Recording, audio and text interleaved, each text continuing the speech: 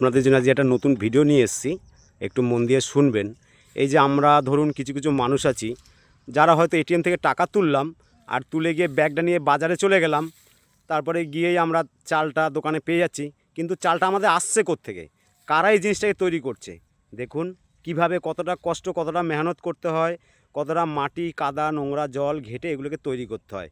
যারা তৈরি করছে তারা হয়তো সুন্দর না, কিন্তু যেগুলো তৈরি হয়, যেগুলো ফসল আমাদের যে তৈরি হচ্ছে দেখুন সেগুলো কত সুন্দর। শুধু পরিবেশটা দেখুন,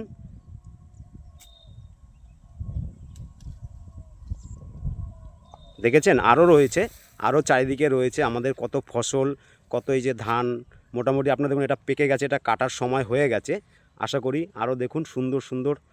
তো একটাই কথা বলবো, যেটা হচ্ছে এইগুলো যারা করছে তাদেরকে একটু ভালোবাসবেন, তাদেরকে একটু আশীর্বাদ করবেন, তাদের ভালোবাসা দেবেন, দেখবেন ফসল আমাদের আরও সুন্দর ফলবে। তো এর জন্য আমাদের ভালোবাসা একান্তই প্রয়োজন, মানুষের সহযোগিতা অবশ্যই প্রয়োজন। তো এরকমই আমরা একটা কিছু করব, যাতে কোনো মানুষ কোনো একটা কাজ করতে উৎসাহ পায়, তার করতে ভালো লাগে, তার করতে ইচ্ছে করে, হাজার কষ্ট নিয়েও যেন করতে পারে, এটা আমরা সবসময় মাথায় রাখবো। তো এটা যদি ভিডিওটা আমার ভালো লাগে একটু শেয়ার করবেন, একটু কমেন্টস করবেন। Thank you.